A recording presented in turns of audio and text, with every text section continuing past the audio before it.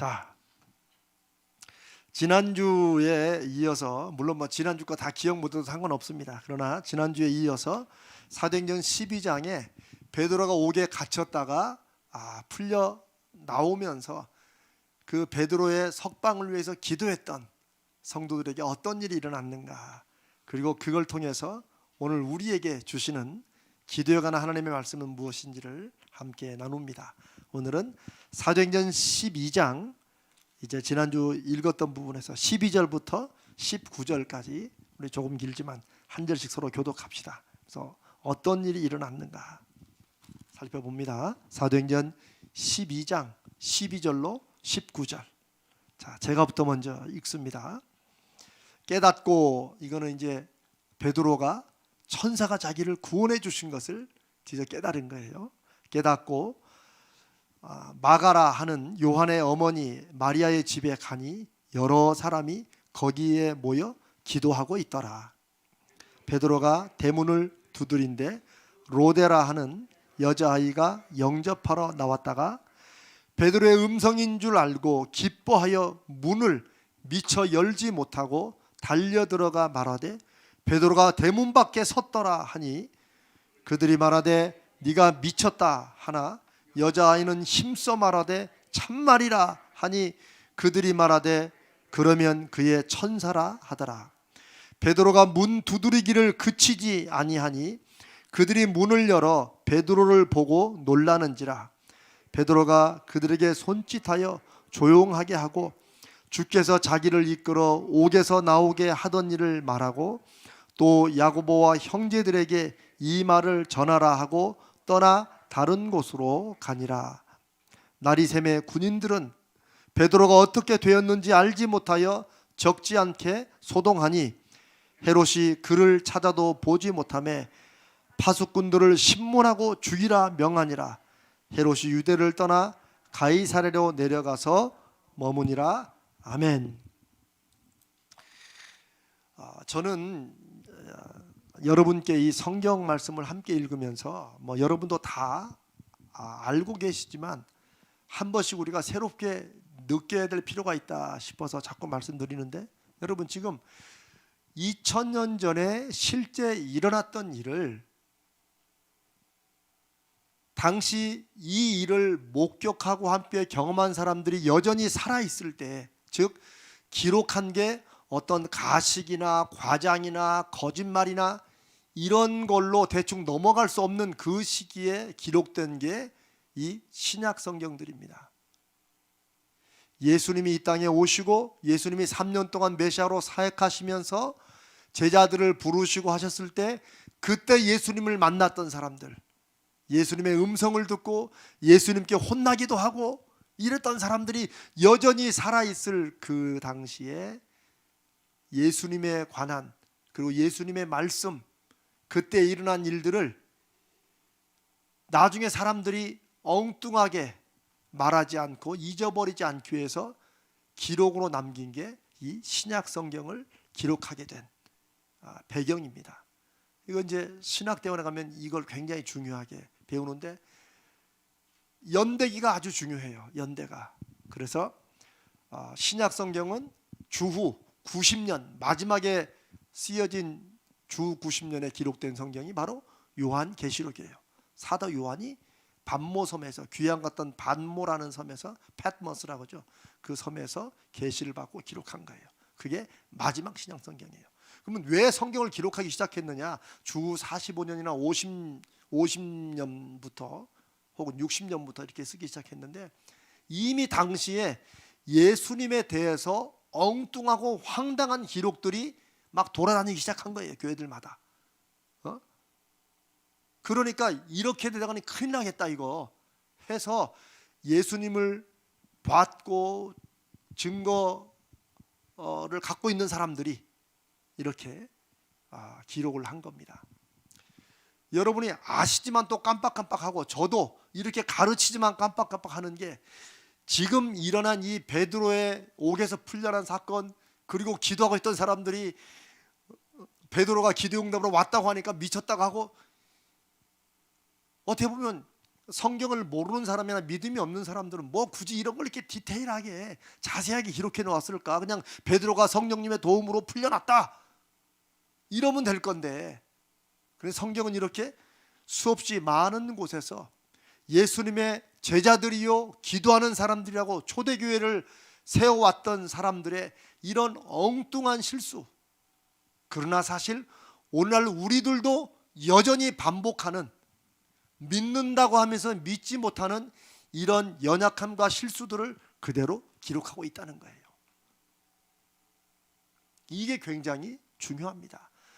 성경을 하나님의 말씀으로 믿는다고 그러면 처음에 성경을 잘 모르는 사람들은 막 하나님께서 거룩한 말씀으로 이렇게 해라 이렇게 해라 마치 윤리 도덕 교과서처럼 이렇게 했을 것이라고 기대를 하지만 저 창세기부터 요한계시록까지 사람의 얘기가 많아요. 사람들의 얘기가, 하나님을 믿었던 사람들, 믿다가 실패한 사람들, 믿는 척하면서 엉뚱한 짓 한 사람들, 그럼에도 불구하고 끝까지 하나님을 잘 믿었던 사람들, 사람들의 얘기들이 다 기록되어 있어요. 근데 그게 왜 하나님의 말씀이냐? 하나님이 그들의 일생 속에서 어떻게 역사하시는가를 우리로 듣게 하신다는 거예요. 이게 여러분 성경에 굉장히 중요하고, 이게 중요한 이유는 2000년 전에 있었던 이 사건을 오늘 기록해 놓고 지금 우리에게 옛날에 그랬었더라가 아니라 지금 너의 삶은 어떠냐? 너 이 목사 지금 신나게 잘하는 것처럼 하지만 너는 어떠냐? 이제 이번 주에 일어났던 일을 제가 부끄러운 간증을 할 게 있어요. 그런 것을 우리도 성령 안에서 듣게 하시는 거예요. 우리가 믿는 예수 그리스도 교, 이 기독교의 핵심은 지금 2000년 전에 이 땅에 오셨던 그 주님이 지금 거룩하신 영으로 우리와 함께 하신다는 것을 믿는 거예요. 이게 굉장히 중요합니다. 우리는 2000년 전의 교훈을 옛날에 그랬었으니까 지금도 이걸 가지고 잘 한번 바르게 살아보자라고 하는 그런 종교가 아니에요. 불교는 그렇죠. 석가모니가 했던 말씀들을 제자들이 풀어가지고 오늘 이렇게 잘 우리가 이 세상의 어려움들을 받아들이면서 한번 잘 살아보자, 바르게 살아보자, 교훈을 믿고 따라가는 거예요. 그 교훈을 믿고 잘 따라가면 우리도 성불, 부처가 될 수 있다 라고 하는 거예요. 그러나 우리는 아무리 잘 믿고 잘 따라도 우리가 예수가 될 수 있는 건 아니에요. 지금도 우리와 함께 하시며 말씀으로 역사하시는 주님의 음성을 따라 우리의 하루하루를 하나님의 영광을 위해, 하나님이 임재하시고 붙드시고 일하시는 사람들의 삶의 모습이 무엇인지를 우리가 증거하며 우리도 누르며 살아갈 뿐이에요. 아시겠죠? 오케이. 자, 베드로가 마가의 집에 도착했습니다. 옥에 풀려나가지고 뒤에 보면 베드로가 17절에 그들에게 손짓하여 조용하게 하고, 이제 나중에 보겠지만 막 베드로가 진짜 보니까 얼마나 반갑겠어요. 막 소리를 지르지 할렐루야. 막 베드로, 그러니까 베드로가 뭐라고 그래? 쉿, 조용해라. 왜 조용해라고 그래요? 지금 한밤중이라는 거예요. 아마 새벽 2-3시나 됐겠죠 어쩌면. 막 소란스러우면 주변에서 무슨 일인가 싶어 혹시 나왔다가 만약에 베드로를 알아본 사람이 있으면 이 사람 옥에 있던 사람들이 왜 나왔어? 이래가지고 혹시나 도로 잡혀갈까 봐. 지금 베드로가 석방된 게 아닙니다. 어떻게 보면 탈옥한 거예요. 탈옥. 근데 자기 능력으로 탈옥한 게 아니고 천사 하나님의 사자를 보내가지고 자기는 벙찐해. 어떻게 오다고 정신 차리다 보니까 이제 큰 위험이 없을 것 같아. 천사는 돌아가고 자기가 마가의 어머니 마리아 집에, 그래서 성도들이 있겠거냐고 간 거예요. 지금 그런 상황을 여러분들이 이해를 하셔야 돼요. 마가의 집에 도착하자 우리가 지난주 말씀 나눈 것처럼 성도들은 뭐하고 있었어요? 계속 기도하고 있었어요. 물론 교회가, 예루살렘 교회 전체가 기도했으니까 이 마가 다락방에 모든 성도가 다 모이진 않았겠죠. 이걸로 봐서 다른 집들에서도 여전히 또 베드로의 석방을 위해서 기도하고 있었을 거라는 거죠. 그래서 우리가 이미 응답이 되었는데 계속 기도하고 있을 수가 있다 없다? 있다는 거예요. 그거 신경 쓸 필요가 있다 없다? 신경 쓸 필요가 없어요. 우리는 우리가 아는 범위 내에서 하나님 앞에 붙잡고 기도하면 돼요. 아멘? 네. 우리가 고민할 부분만 고민해야지, 우리가 고민하는데 그걸 기도하면서 고민하느라고 제가 이제 이번 주에 당한 사건을 말씀을 드리겠습니다. 내가 너무너무 내가 이렇게 믿음이 없나. 오늘 여러분은 이재명 목사가 얼마나 믿음이 없는가를 듣게 될 것입니다. 자, 그래서 베드로가 문을 두드렸겠죠. 이제 그 문이 어떻게 생겼는지 저는 모릅니다. 그러나 뭐 사람 사는 집 다문이 똑같겠죠. 로데라고 하는, 보니까 어린 여자아이라고 하니까 한 12, 13세쯤에 된 걸로 보입니다. 굳이 어린 여자아이라고 하는 것은 뭐 여자냐 남자 그건 중요한 게 아니고, 어린다고 하는 것은 뭐예요? 말을 해도 어른들이 그걸 그대로 잘 받는다 안 받는다? 안 받는다지. 애가 분명히 베드로를 보지 못했지만 음성을 들은 거야. 안에서 시간 막아, 막아 이래 했을 거 아니에요. 그러면 여러분 음성이 있잖아요. 저는 음성이 별로 좋지 않은 걸 제가 잘 압니다. 저는 그래서 여러분들이 그래도 괜찮다고 하니까 제가 감사하게 생각하는데, 그래도 제 음성을 이제 알잖아요. 제가 들으니까 우리 김종진 목사님의 음성이 좋다고 그러더라고요. 아니 제가 이번에 그 듣는 성경 해보니까 음성이 좋으시더라고요. 저는 저렇게 안 돼요. 그래도 제 목소리와 다른 분들의 목소리가 구분이 되잖아요. 이 로데가 들으니까 베드로 사도의 음성이야. 그러니까 이 성경에 보니까 뭐예요? 미처 문도 못 열어주고, 이 말은 뭐라며요? 이 말은 뭘 의미해요? 이 여자애가 너무 놀란 거지. 집단에도 어린애가 지금 기도하고 있는데, 지도 기도하다 나왔을 거 아니에요. 지금 베드로가 옥에 갇혀가지고, 하나님 베드로 사도가 죽으면 안 됩니다. 왜냐하면 헤롯이 사람을 죽이려고 해놨으니까. 근데 베드로가 와 있는 거야. 그러니까 너무 놀래가지고 미처 문도 못 열어, 성경이 그대로 미처 열지 못하고 집 안으로 들어갔다. 그리고 뭐예요? 밖에 베드로가 왔다. 이 어린 여자아이라고 하는 게 이게 참 기막힌 거예요. 사람들이 믿었어요 안 믿었어요? 딱 그 나이야. 이 어린 얘가 무슨, 우리말로 자다가 봉창 두드리냐? 이 얘기예요. 심하게 말해서 너 미쳤구나 그랬어요. 미쳤구나.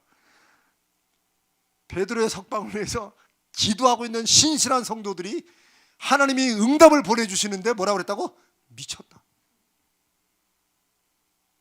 그런데 이게 2000년 전에 성령이 가장 강력히 역사하실 그때 교회에서 일어난 일이에요. 오늘날에는 얼마나 미쳤다고 그러겠어. 이게 우리들이 진지하게 돌아봐야 될 거예요. 그리고 얼마든지 그런 식의 간절히 기도하면서도 얼마든지 그 믿음이 없기 때문에 우리가 그렇게 오해할 수도 있고 믿지만 안 믿고 살아갈 수도 있다는 거예요. 그거를 우리에게 말씀해 주시는 거예요. 2000년 전을 향해서 손가락질 하라고 하시는 게 아니고, 이 말씀을 성령 안에서 읽으면 우리 자신들이 보여야 돼요. 아멘? 이게 성령에 사로잡힌 사람들의 마음이에요. 그러니까 말씀을 읽으면 자기를 돌아봐야지. 어떤 분들은 말씀 읽으면서 누구 집사 딱이네, 누구 권사 얘기네, 이런 사람들은 땡이야. 아직 멀었어. 아직. 성경을 읽으면 누가 깨달아져야 돼요? 내 모습이 깨달아져야 돼요. 그게 성령이 역사하시는 거예요.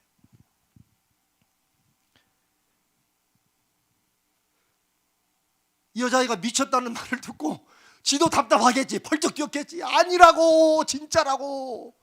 이러니까 그 다음에 뭐라고 그래요? 그러면 그의 천사다. 이제 여기에 너무 제가 이제 주석들도 살펴보고 이렇게 했는데 너무 여기에 강조를 둘 필요 없어요. 그래서 그의 천사다 하는 말은 크게 이렇게 이해하시면 됩니다. 옛날에 왜 수호천사라는 그 개념이 있죠. 하나님께서 각 사람마다 지켜주시는 천사들을 다 두었다. 이런 식의 믿는 그런 관념들이 있었어요. 저 구약에도 있었고. 그러니까 여기서 그의 천사라 이거를 베드로의 영혼이 왔다 뭐 이렇게까지 이해하실 건 없어요. 다만 하나님께서 베드로의 긴급한 상황을 아시고 우리가 간절히 기도하니까 꼭 베드로의 수호 천사 이런 말이 아니고 베드로를 대신해서 천사를 보내주었구나. 이 정도로만 이해하셔도 됩니다. 여기서 그의 천사는 너무 막 이렇게 연구하실 게 없어요. 왜냐하면 캐톨릭은 이런 부분을 놓고 수호천사 개념을 신학적으로 발전을 시켜왔어요. 그래서 중세 때는 어떤 쓸데없는 논쟁까지 있었냐면 수호천사들이 이 바늘 끝에 몇 명의 천사나 올라설 수 있느냐 이런 것까지도 논쟁을 했다는 그런 역사를, 기독교 역사를 우리가 이제 신학교 때 배우기도 했어요. 얼마나 없게요. 얼마나 쓸데없는 걸 연구하면 그런 걸 다 연구하겠어요. 그리고 그 사람의 신앙에 따라서 대체 하나님이 몇 명의 수호천사를 보낼 것인가 이런 것도 그거 연구하면 뭐해? 그러면 목사님 오늘날 우리에게는 수호천사가 있어요 없어요? 이런 것도 신경 쓸 게 없어. 수호천사보다 더 강력하신 하나님의 성령이 우리를 둘러싸고 있는데 안 그래요? 네, 그렇게 믿어야죠. 아니면 그의 천사다. 이건 뭐예요? 여전히 베드로가 온 것은, 즉 응답이 됐다는 것은 감히 예상도 못하고 인간적으로 자기들이 믿는 신앙의 범주 안에서 최대한 할 수 있는 게 뭐예요? 그러면 그의 천사, 하나님이 베드로의 천사를, 수호천사를 혹은 베드로를 대신해서 우리에게 말씀을 보내서 천사가 왔겠지. 그러나 이게 실체가 있다는 거예요 없다는 거예요? 없어요. 영이라서 진짜는 아니다 이런 게 품어 있는 거예요. 그러면 그게 천사겠지. 그러니까 이 속에는 뭐예요? 천사니까, 천사가 대신 왔으니까 나가서 문을 열어본들 베드로가 있다 없다, 혹은 그 천사가 있다 없다, 없어요. 천사도 없는 거예요. 그냥 네가 천사의 음성을 듣고 너희들이 기도하니까 여기 베드로가 지금 살아있다는 뭐 이런 식의 음성이지 라고 하는 뜻이 담겨 있어요. 즉 그러면 그의 천사다고 하는 말 속에는 하나님께서 베드로의 어떤 일을 알려주시기 위해서 분명히 보내셨다라는 확신도 없는 거예요. 그냥 하는 말이야. 쉽게 말하면 네가 헛것을 받겠지를 조금 신앙적으로 설명하면 그럼 그의 천사의 음성을 들었겠지라고 말하는 거예요. 이 정도 듣는 것이 성경 전체의 문맥에 맞습니다.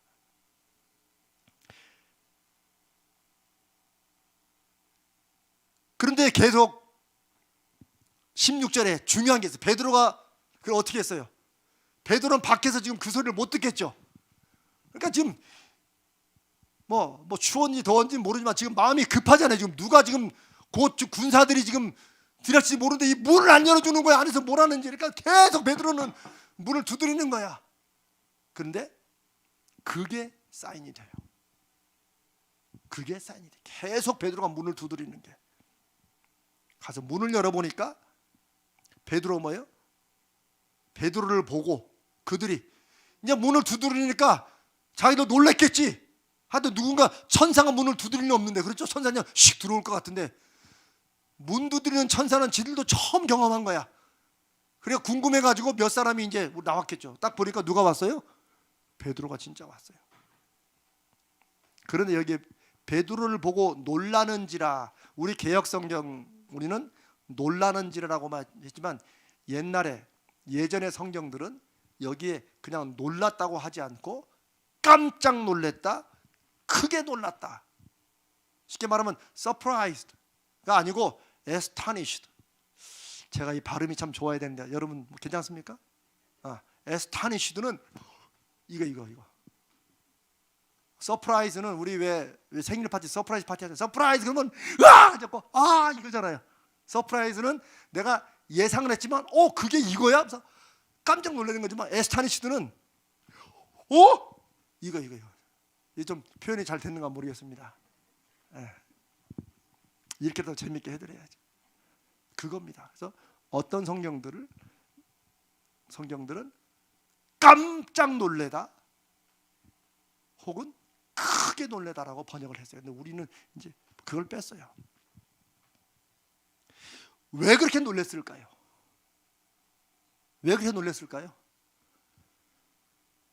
문을 계속 두드리는 거 보고 혹시 베드로일 수 있다고 예상을 했을까요? 안 했을까요?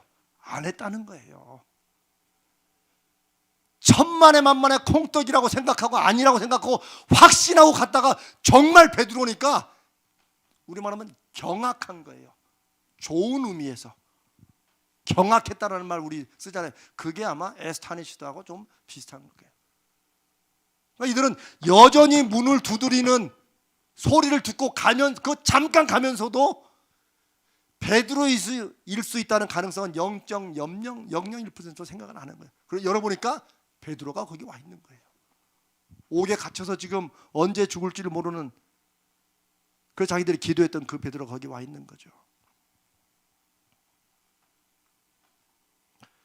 이들은 교회 지도자인 그리고 수제자인 베드로가 풀려나기를 바라고 기도하면서도 막상 그가 놓여나서 대문을 두드리고 그 앞에 와 있는 것을 보기까지 못 믿었어요. 왜요? 왜 못 믿었을까요? 이게 이제 우리가 기도하면서 갖는 우리의 솔직한 하나님 앞에서 우리의 모습이에요. 어떤 기도들, 아니 사실 믿음이 우리가 약할수록 거의 대부분 기도가 기도하면서도 별로 기대를 안 해. 해주시면 좋고 아니어도 내가 또 웬만하는 대로 살아가고, 그게 저는 나쁘다 잘못됐다라고 말하는 게 아니에요. 그러나 우리의 일평생 수십 년을 신앙생활해도 하나님과 우리와의 믿음의 관계가 그 정도라면 하나님도 피곤하시지만 우리가 더 피곤해. 그리고 그런 정도의 믿음으로 살아가면 누군가가 기도하면 하나님이 들어주신다, 그래도 기도해보자라고 하면 신경질이 나요. 화가 나. 나는 기도 안 한 줄 알아? 이런 마음부터 끌어올라요. 왜? 자기는 기도했지만 별로 그렇게 응답을 못 받고 응답 확인도 안 됐거든. 그러니까 신앙생활의 성숙은 이런 데서 자기 자신이 스스로 알 수 있는 것이지, 내가 목사다, 권사다, 장로다, 직분 몇십 년 이걸로 신앙의 성숙을 볼 수 있는 게 아니에요. 그래서 예수님은 먼저 온 자가 나중되고 나중된 자가 먼저 된다고. 예수님은 그래도 우리 또 사람 사이는 뭔가 규칙인데 그걸 너무 무시하시잖아요. 예수님 당시 제자들이 불만이 그거였어요. 그래도 우리끼리는 예수님 룰이 있습니다. 예수님은 그렇게 하시도 우리끼리는 룰이 있습니다. 굴러온 돌, 박힌 돌 있고 먼저 온 돌 있고 늦게 온 돌 있는데 예수님 그건 지켜주셔야 되는 거 아닙니까? 이런 식의 생각을 하면서 예수님을 따라다녔던 사람들이 많았어요. 근데 예수님은 바로 그걸 깨자는 거예요. 거기 매이면 하나님이 새롭게 역사하시는 일을 못 보고 경험하지 못한다는 거예요. 유대교가 하나님의 이름으로 하나님의 말씀을 근거로 자기들끼리 세워놓은 규칙과 룰들과 이것들이 얼마나 막강했으면 심지어 그걸 지키느라고 하나님과 멀어지는 일들이 너무 많았기 때문에, 형식상으로는 하나님을 지키고 믿고 제사를 드렸지만 이미 마음은 멀어져 있는 그런 하나님의 백성들을 하나님이 다시 돌이키기 위해서 마지막에는 하나님의 아들 예수까지 보내셔서 이런 말씀을 전하게 하는데 여전히 그들은 못 믿었다는 거죠. 심지어 12제자도 못 믿었다가 예수님이 죽으시고 부활하시고 승천하신 이후에 성령이 임하시면서 주님의 말씀을 생각나게 하고 깨닫게 해주시고 진리의 영이 밝혀주시다. 그게 그거였구나 라고 그때부터 믿음을 갖게 되고, 그 믿음으로 순종하고 실천하고 열매를 맺게 되는 기록이 어디예요? 그게 사도행전이에요. 그래서 전에도 말씀드렸지만 사도행전은 사실 사도들이 행하며 다녔던 기록들이보다는 사도들을 통해서 일하신 성령의 역사하심, 성령행전이라고 부르는 것도 맞다라고 많은 신학자들이 그렇게 얘기해요. 저도 거기에 찬성을 합니다. 이들은 베드로가 풀렸나라고는 전혀 기대하지 않았어요. 왜? 그만큼 이거는 급박한 기도라서 기도는 하지만 너무 큰 거라는 거죠. 사실은 자기들이 볼 때 가망성이 전혀 없는 일이라는 거죠. 그리고 아까 그의 천사다라고 말했잖아요. 여기에는 또 다른 숨겨진 마음들이 있다고 얘기했는데 저도 거기에 그럴 수도 있을 것 같아요. 지금 베드로가 만약에 옥에서 풀려나지 못했으면 그러면 어떤 일이 벌어질까요? 죽는 겁니다. 6월절 지난 다음에 끌어내가지고 종교재판해가지고 헤롯은 빌라도가 아니기 때문에 헤롯은 죽이려면 죽일 수도 있어요. 그래서 죽이려고 했던 거예요. 이걸 어떻게 하냐면 19절에 헤롯이 그를 찾아도 베드로를 찾아도 보지 못하며 파수꾼들을 신문하고 죽이라 명하니라. 전에 여러분 베드로 한번 가뒀었어요. 가뒀다가 절대 예수 이름으로 전하지 말라고 매질한 다음에 쫓아내보냈어요. 그때보다 덜 심각했어. 근데 지금은 아주 심각해요. 헤롯과 주변에서 볼 때는 왜? 당시 알려진 나사렛 예수 이단을 믿는 여기 이 제자들로 인해서 예루살렘에서 퍼졌던 이 사람들의 이게 너무 막강한 거야. 너무 강력히 퍼져. 통제가 안 돼. 이러기 때문에 위험성도 갖고 있었지만 12장 1절에 그때 헤롯 왕이 손을 들어 교회 중에서 몇 사람을 해하려 하여 요한의 형제 야고보를 칼로 죽이니. 여기서 사도 요한의 동생인 야고보가 여기서 죽습니다. 야고보 사도가 죽어요. 그런데 뭐예요? 유대인들이 이 일을 크게 기뻐한 거야. 잘 죽었어. 야, 역시 헤롯은 한 칼이 있어. 뭐 오늘만 그랬겠죠. 역시 저 사람은 이러니까 오, 이게 먹히는구나. 정치적인 걸 생각했겠죠. 그래서 베드로도 잡은 거예요. 목표는 뭐예요? 죽이는 거예요, 이제. 그러니까 우리가 지난주까지 이제 이들이 기도한 내용을 보면 베드로를 풀어 주옵소서라고 기도했지만 오늘 읽은 이 본문의 상황을 보니까 한편으로는 이들은 기도하면서 어떤 짐작도 했어요. 베드로가 신문당하다가 죽을 수도 있겠구나. 그러면서 어떤 학자지만 이렇게 써놨어요. 베드로의 이력이 있어요. 전력이 있어. 베드로의 어떤 전력이 있어요? 예수님을 3번이나 부인한 전력이 있잖아요. 성들이 기도하다가 혹시 교회의 제일 우두머리고 수장인 베드로가 또 신문당하다가 나 예수 안 믿는다, 나 예수 모른다라고 또 부인할까는 염려에 이들의 기도 제목 중에는 하나님, 혹시라도 하나님께서 베드로 사도가 옥에서 순교하게 되거든 부인하지는 않게 해주십시오, 이런 기도도 했을 거라는 거죠. 이건 제 얘기는 아니고 어느 학자의 얘기인데 저도 그런 생각 못했는데 아마 그럴 수도 있을 것 같아요. 여러분, 우리가 기도하면 똑같은 말만 기도하지 않잖아요. 나도 상황을 짐작하면서 기도하잖아요, 이렇게. 그러니까 아까 그의 천사다라고 이해했던 사람들은 베드로가 이미 순교를 당하거나 문제가 생기거나 아니면 죽음을 앞에 두고 그런 영을, 천사를 보내서 우리에게 말씀하시는 이런 것이냐라고 이렇게 연결해서 하는 해석도 있다는 거예요. 이들이 왜 그렇게 경악할 만큼 깜짝 놀랐어요, 베드로를 보고. 바로 이런 일, 순교할 수밖에 없을지도 모른다.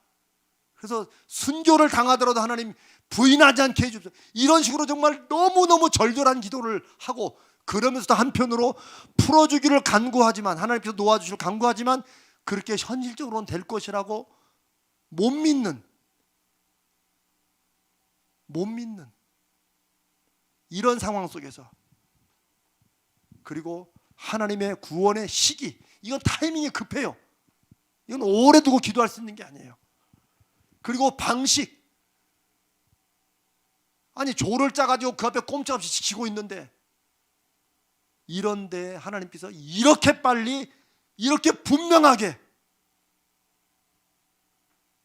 그렇다고 베드로를 누가 뭐 탈출시키는 팀들이 있어가지고 구해온 것도 무슨 뭐 특전사가 있는 것도 아니고 베드로 혼자 달랑 와 있으니까 대체 이게 뭔지 지금 놀래는 이런 일이 벌어지고 있는 겁니다. 그래서 저는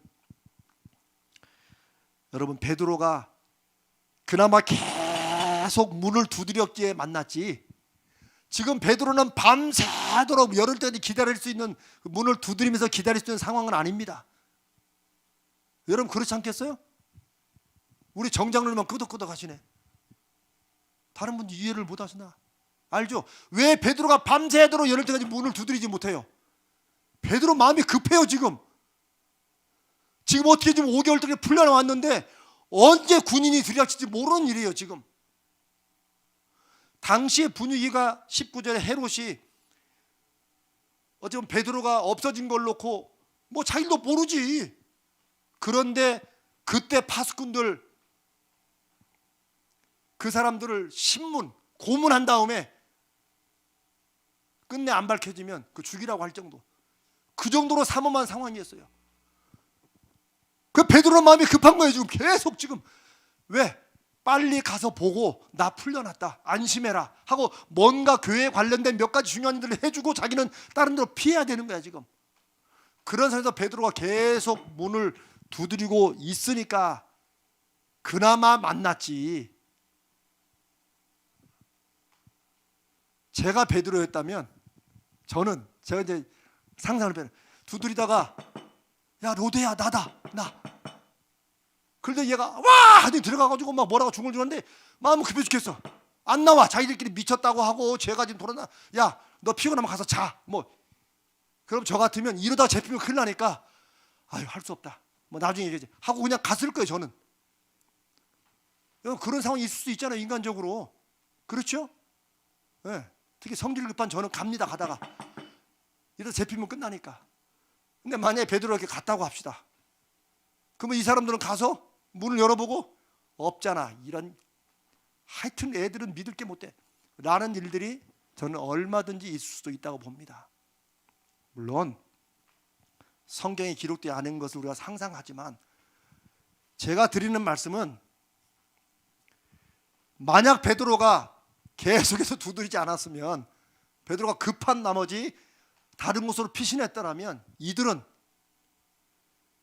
그 다음날 헤롯이 발칵 뒤집어가지고 베드로가 없어졌다 이렇게 하지만 이건 베드로가 이 사람들을 어디 갔는지 며칠 동안 베드로가 갇힐 때부터 기도했고 놓아달라고 하나님 앞에 간절했지만 기도 응답을 하나님이 엄청난 걸 주셨는데 기도 응답을 받아요 못 받아요? 못 받죠. 베드로가 어떻게 사라진데 어떻게 알아? 그러면 그때는 또 새로운 염려가 또 시작되는 거지.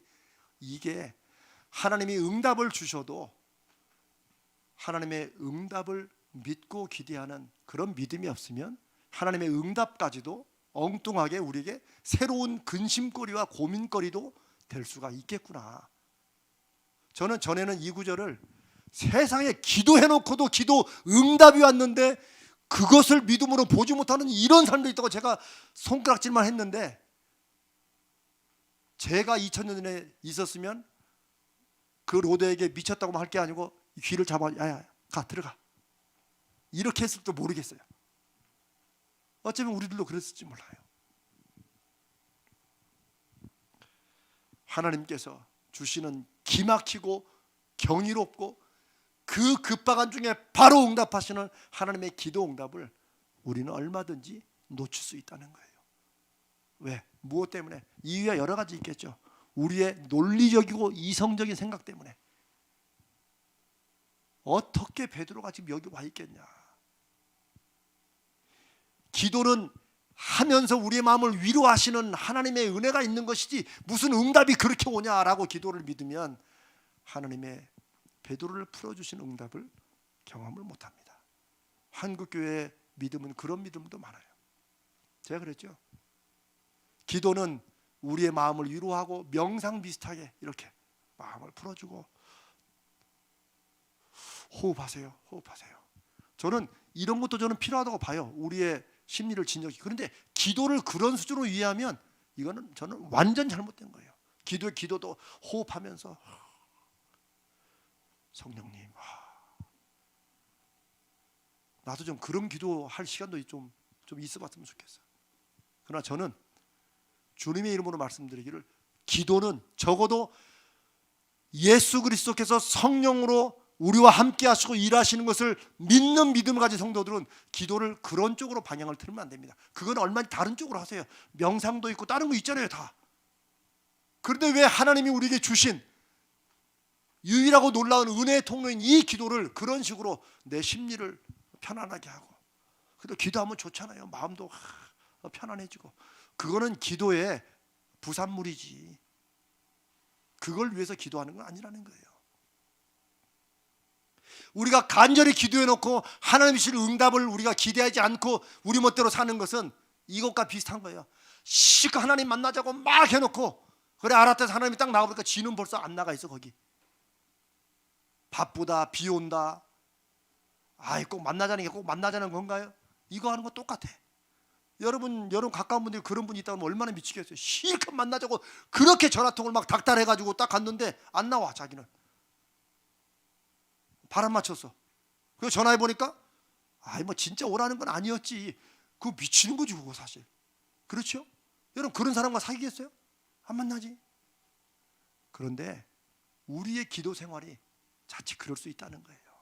얼마든지 기도를 했다는 데 의의를 두지 기도에 응답하신 하나님을 기대하면서 내 삶에 일어나는 한 여자아이가 지금 베드로가 와 있다는 그 얘기조차도 미쳤다. 그 천사가 왔겠지. 우리 경험 안에서 이해가 가능한 쪽으로 해석하고 말고 넘어간다는 거죠. 성령님은 2000년 전이 아니라 지금 우리에게 말씀하십니다. 제가 이 예화는 이제 제가 간증하는 이 예화가 별로 그렇게 썩 좋은 건 아니다 싶지만 그래도 한번 해보겠습니다. 남편과 사이가 별로 안 좋았던 아내분이 있었대요. 근데 남편이 갑자기 쓰러진 거야. 뭐 심정지나 뭘로 뭐 쓰러졌는가 봐요. 그 의사를 불렀는데 의사가 와가지고 진단을 해보더니 사망하셨습니다 라고 한 거야. 의사가 가고 나서 이 남편이 눈을 뜨고 깨어나기 시작해요. 눈을 뜨고. 그때 아내가 한 말. 남편이 눈을 막 감으면서 의사가 죽었다잖아 이렇게 했다는 얘기가 있습니다. 여러분 우스운 얘기지만 우리는 우리가 믿는 대로 믿고 싶어 해요. 뭔가 다른 일이 일어나면 이게 상황이 아니라는데 왜 자꾸 그렇게 가냐고 우리에게 말하듯 우리가 살아갈 때가 있다는 거예요. 하나님께 기도하면서 응답을 바라지만 많은 경우에 어떤 경우에 혹은 여전히 상식적인 수준에서 내 경험상 교회니까 그렇게 말하는 거야. 목사님이 그럼 설교를 그렇게 하지 그럼 뭐 기도응답을 믿지 말라고 하겠냐? 왜냐하면 지금 하는 말은 저도 다 옛날에 생각했던 거 저도 그렇게 믿었기 때문에 그래요. 그러니까 교회 내에서 신앙이 다 압니다. 서로 소위 왜 짜고 치는 고스톱 같은 거 있잖아요. 이렇게 다 알아. 이렇게 가지고는 성령님의 역동적인 역사가 성도들 안에 교회 공동체 안에 생기겠냐는 거죠.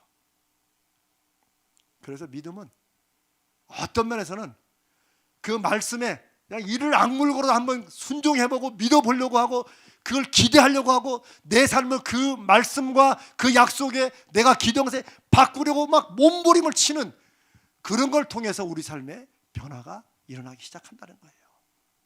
그런 점에서 현대인들의 신앙 편안하게 굳이 하나님이 역사 안 하셔도 내가 지금 가지고 있는 걸로 내 한평 살기에는 충분해. 이게 오늘날 이제 물질이 만능화되고 사람이 가지고 있는 고민, 문제거리의 80% 90%는 돈이 있으면 해결된다고 믿는 이런 시대니까 그러니까 하나님께 별로 아쉬울 게 없는 거예요. 어떤 일이 터지기 전에는. 또 그런 분들은 믿음도 굉장히 점잖게 해요. 다 하는 거 다 하고. 그러나 뭔가 막 기도해야 됩니다. 뭐 해야 됩니다. 그러면 예 알겠습니다. 예 그래야죠. 그래서 적절하게 거리를 왜 저렇게 새로운 목사님이 와가지고 이렇게 신앙생활을 이상한 쪽으로 몰고 가지? 이거는 이제 우리 교회 말하는 게 아니고 제가 처음에 미국에서 개척했을 때 저는 이제 막 열정이 막 끌어올라가지고 한 1년쯤 됐나? 한 6개월쯤 됐나? 같이 이제 기도를 하면서 이렇게 막 이렇게 제가 통성 기도를 저도 그때도 통성 기도를 못 하던 시대예요. 근데 막 기도하니까 우리 교회 어떤 분이 그때 왜 장로님 한 분 계시다고 그러잖아요. 저한테 왜 어느 목사님 설교 갖다 준 분. 그분한테 막 전화하면서 그랬대요. 세상에 우리 교회가 어떻게 돼가려고 지금 이런 것을 하느냐 그랬대요. 그래서 저는 그 이해를 못했어요. 우리 교회가 어떻게 돼가기는. 근데 그 장로님이 심각한 표정 오더니 목사님 꼭 그렇게 통성으로 기도하셔야겠습니까? 아니 자기 기도에도 안 나오는 사람이 그렇게 꼭 통성으로 기도하시겠습니까? 그래서 제가 그랬죠. 예, 그럼 통성으로 기도 안 하겠습니다. 그래서 안 했어요 별로. 저는 또 그렇게 생각보다 착해요 또. 아니 진짜로 하지 말자 그러면 안 하고. 저하고 이제 와이프만 이제 새벽에 했죠. 이제 교인들 다 가면. 여러분 통성으로 기도하느냐 안 하느냐 그거 중요한 게 아니라는 거 아시죠? 그거는 각자의 믿음에 주신 분량과 소위 스타일대로 하시면 돼요. 그러나 어떤 거룩한 성경에 어떤 영적인 질서를 벗어나지 않는 범위 내에서 통성도 하고 방언도 하고 할 수 있는 거예요. 그걸 안 하는 분들이 하는 분을 뭐라고 할 것도 없고, 하는 분들이 안 하는 사람들은 신앙을 함부로 볼 것도 없는 거예요. 그게 교만한 거예요.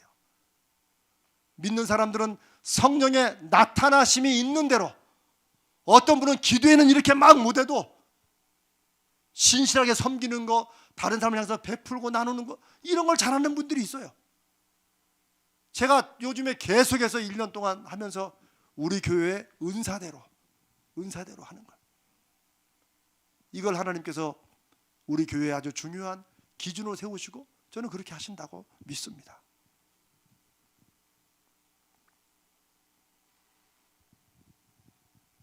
제가 이제 간증을 잠깐 하고 마치겠습니다. 제가 지난주 수요일 날 새벽 기도 때 그 간증을 잠깐 나눴는데, 제가 지난 주일 날 이제 급하고 아주 제가 중요한 기도 제목을 제가 들어서 이제 저하고 아내하고 월요일부터 우리가 집중적으로 시간을 정해놓고 좀 기도를 하자. 그런데 월요일 날 이제 보통 월요일 날 저는 이제 좀 잠을 좀 늦잠을 자죠. 근데 6시부터 기도하자고 그래가지고 자다 일어나서 이제 기도를 한 거예요. 근데 제가 생각보다 그 기도한 시간은 뭐 그렇게 한 1, 20분 길지 않았는데 제가 너무 마음속에 거기에 이렇게 막 힘을 쏟은 것 같아요. 마음에. 왜 그럴 때 있잖아요. 그래서 그때는 몰랐어요. 그렇게 기도하고 정말 이제 하나님. 저는 이제 뭔가 그런 이제 연락이 오면 이제 하루 종일 놓고 이제 기도하죠. 생각하고 기도하고.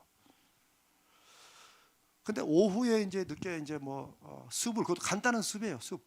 숲을 하나 이제 끓여서 이렇게 먹었는데 그게 뭐 식중독처럼 됐는지 막 속에서 이렇게 위는 쓰리고 막 속은 막 부글부글하고 몸에 열이 나고 안 좋더라고요. 그래서 저는 그 안에 들어있는 뭔가 잘못된 줄 알고, 근데 또 아내는 또 자기 눈 지난번에 먹었는데 아무렇지도 않다는 거야. 근데 보통 저 사람이 저보다 훨씬 위가 안 좋거든요. 저는 위장이 튼튼해가지고 저는 아무거나 먹어도 웬만한 거 다 소화시켜요.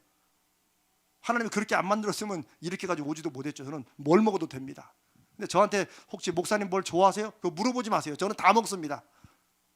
제가 즐겨 하느냐 참 별 얘기를 다 하네. 아니지, 그냥 그 차이지. 저는 먹는 거 다 먹습니다. 심지어 개고기도 먹었으면 지금은 이제 안 먹어요. 개고기는. 그러나 어떤 분이 꼭 먹자고 그러면 좀 먹기는 합니다. 그게 뭐 죽을 음식도 아니고. 그러나 즐겨서 먹지는 않죠. 그냥 목사님 이거 좋아하세요? 묻지 마세요. 그냥 저는 다 먹습니다. 근데 그런 저에게 이게 막 속에서 끓고 막 열이 나고 이상한 거예요.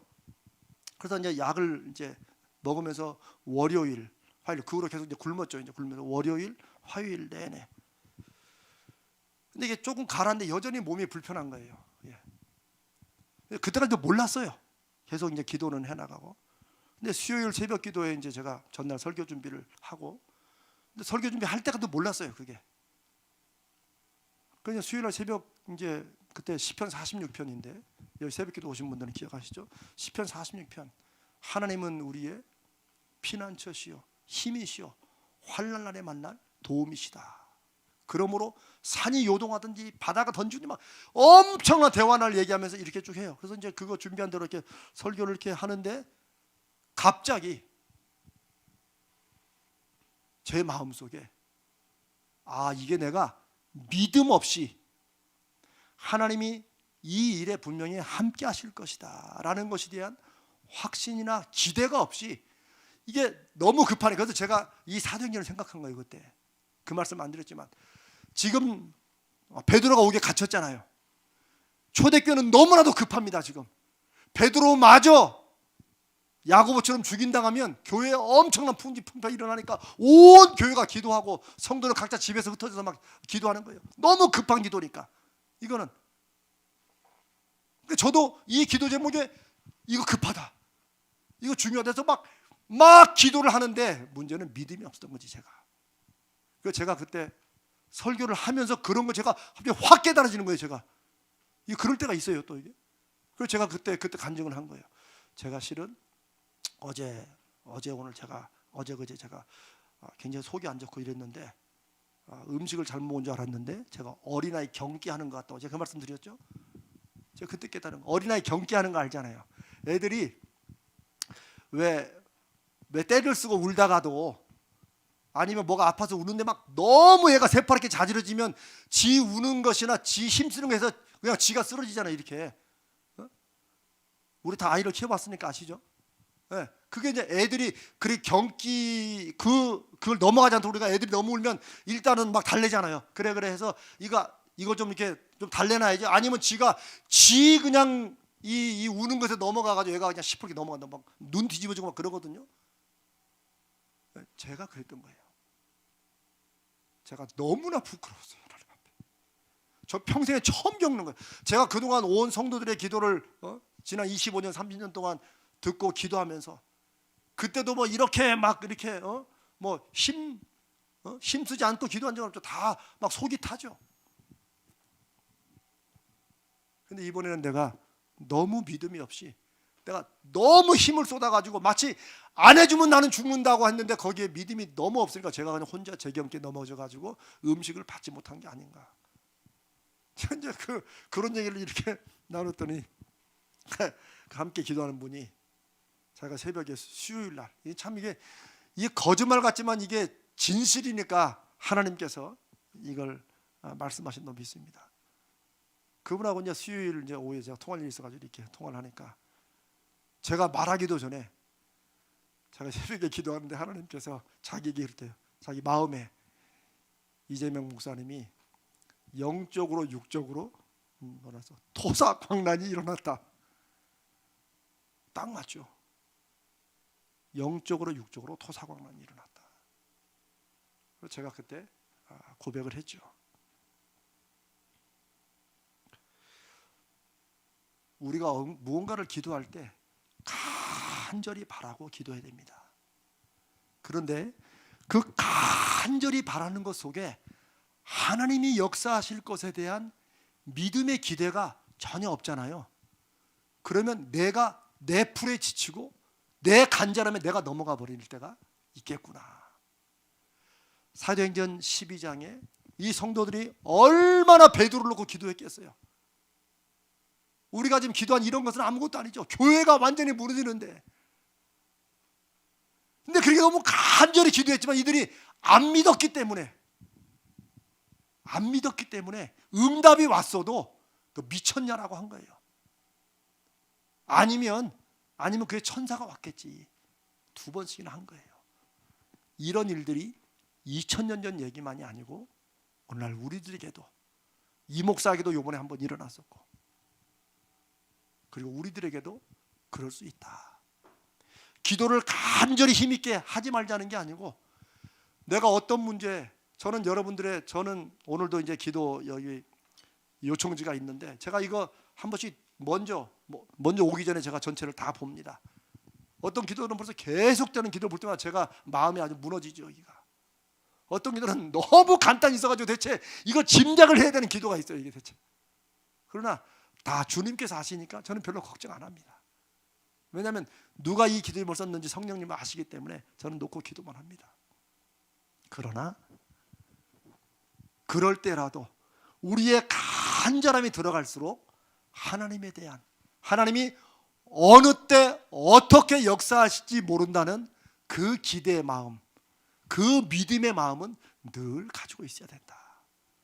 그렇지 않으면 그게 없으면 인간적인 자기 스스로의 함정에 빠지게 된다 하는 것을 제가 바로 이번 주간에 경험하고 제가 아직도 멀었구나. 우리 가족들께 제가 청빙받아서 1년 동안 계속 말씀하는 거 기도하는 걸 강조해 놓고도 하나님께서 너는 얼마나 믿음 있게 기도하는 줄 너 자식 깨달아야 된다라고 말씀하시는 걸로 저는 들었습니다. 사랑하는 성도 여러분, 하나님께서 우리 교회의 기도와 여러분 각자의 기도에 하나님이 저는 분명히 응답하실 것이라고 믿습니다. 그런 믿음 속에 하나님에 대한 기대, 하나님이 어떤 타이밍에 어떤 순간에 그 방법까지도 어떻게 응답하실지 모르지만 그렇게 하실 것이다. 그런 믿음이 있을 때 우리는 우리 삶에 일어나는 관계없는 일처럼 보이는 일, 혹은 내가 기도하는 것과 전혀 다른 쪽으로 일어난 일에도 하나님이 혹시 이렇게 해서 저의 기도를 들어주시는 거 아닙니까? 라고 하나님과 연결해 볼 수 있다는 거죠. 그럴 때 우리의 삶이 새롭게 보이고 새롭게 받아들여진다는 것입니다. 그렇지 않으면 여러분도 저처럼 비슷한 걸 많이 겪고 기도하면 할수록 더 실망되고 더 낙심되고 더 엉뚱한 일만 일어나가지고 기도 안 하고 싶을 때도 있을지 모르겠어요. 여러분, 제가 전에 한번 고백했잖아요. 저하고 아내는 처음에 교회 개척하면서 특별 기도만 하면 꼭 특별한 일이 일어났다고. 안 좋은 일이 하다못해 안 되면 제 아들까지 다치고 뭐 그래가지고 저하고 아내하고 여보 우리는 특별 기도 하지 말아야 될까 봐 이런 것까지 진지하게 고민했었다니까요. 그게 아직 신앙이 아직 성숙하지 않아서 그렇죠. 하나님과의 관계에 하나님이 어떻게 하시는 것에 대한 방법을 하나님 앞에 맡겨드린다.